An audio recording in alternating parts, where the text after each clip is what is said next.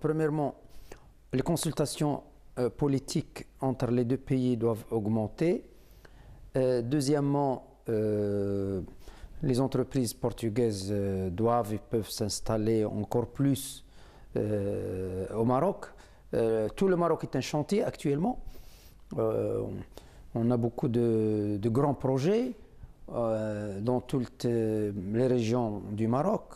Donc je crois que les compagnies et les entreprises portugaises peuvent avoir une part de ces marchés. Aussi au niveau de la société civile, le Parlement marocain et le Parlement portugais, on doit avoir plus de relations parce que les relations peuvent être plus solides quand elles sont ancrées dans la société, quand il y a un rapprochement entre les deux peuples et pas seulement, ne pas se contenter seulement d'un rapprochement superficiel au niveau des hommes politiques ou des gouvernements. Donc selon cette stratégie on va y aller, je crois qu'on va réussir.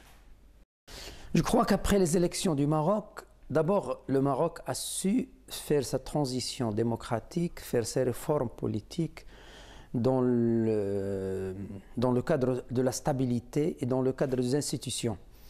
Et c'est un modèle au niveau du monde arabe et de l'Afrique. C'est un modèle parce qu'on voit sur le plan régional ce qui se passe. Il y a des tueries, il y a des révolutions, il y a des guerres civiles, il y a la violence dans beaucoup de peuples qui ont fait leur transition par violence et par des milliers de morts. Le Maroc a fait sa transition démocratique, il a fait ses réformes politiques dans le calme, dans la transparence, avec la stabilité. Donc, je crois que ce modèle marocain aujourd'hui a donné, c'est une leçon pour le voisinage, mais aux Européens, les Européens ont compris que ce qui se passe au Maroc, c'est vraiment une évolution démocratique.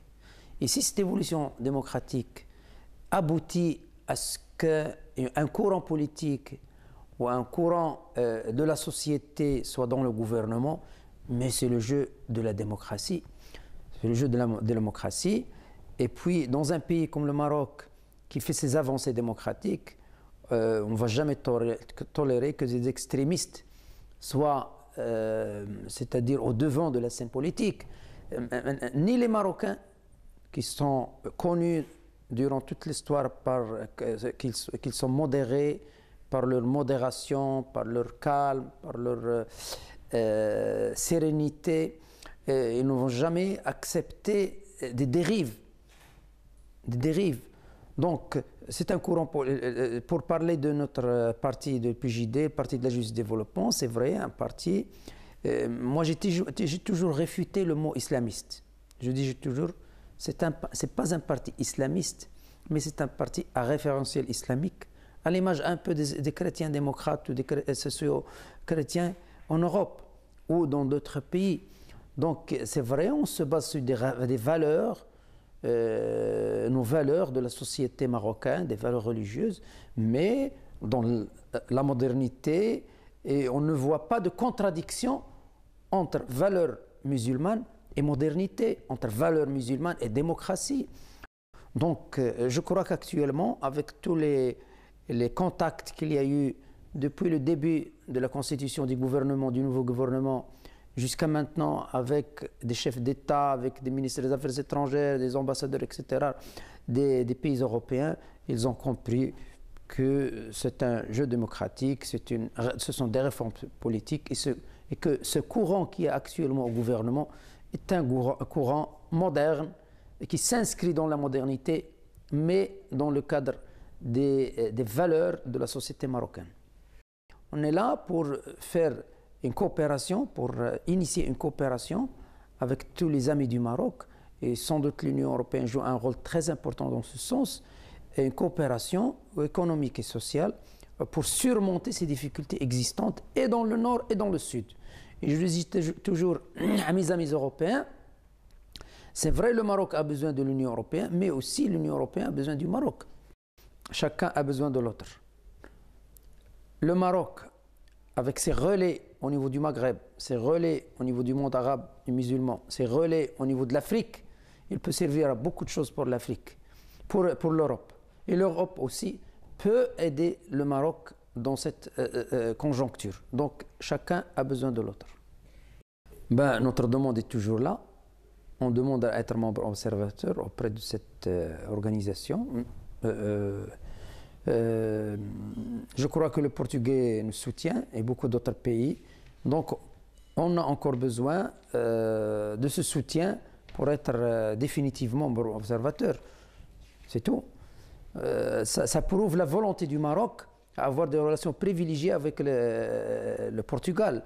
Ça prouve la volonté du Maroc à avoir des relations privilégiées avec ses voisins, à entrer dans cette communauté, à en faire partie, à partager ses valeurs, à participer à un développement gagnant-gagnant, nous et les pays de cette communauté. Donc c'est ça, c'est cette volonté qui nous pousse à insister sur ce fait.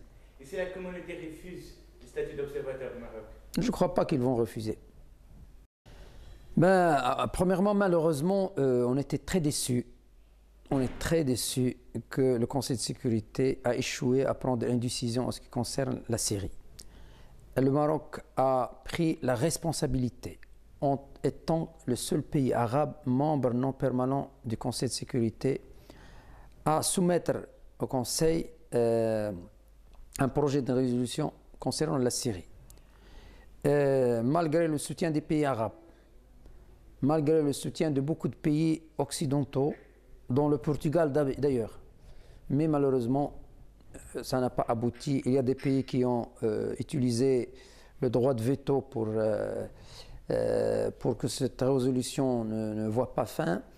Actuellement, malheureusement, le peuple syrien souffre toujours. Il y a des morts chaque jour. C'est un drame, un véritable drame pour le peuple syrien. On est en discussion. Il y a beaucoup d'autres initiatives qui peuvent être prises, soit au sein du Conseil de sécurité, soit en dehors du Conseil de sécurité. Mais il faut continuer les pressions sur le régime syrien pour arrêter sa violence contre le peuple syrien. C'est possible, mais ce n'est pas encore définitif. Oui, parce que... On n'a pas le choix. On doit avoir de bonnes relations, on n'a pas le choix. Deux voisins ne peuvent jamais... Président aujourd'hui, les deux. Voilà, le Premier ministre et le Président. Oui. C'est 4 partis, vous aussi 2, je crois. Hein? Oui, c'est deux. Et après, c'est les démocrates chrétiens aussi. Si on a un parti politique qui a une volonté politique, qui a une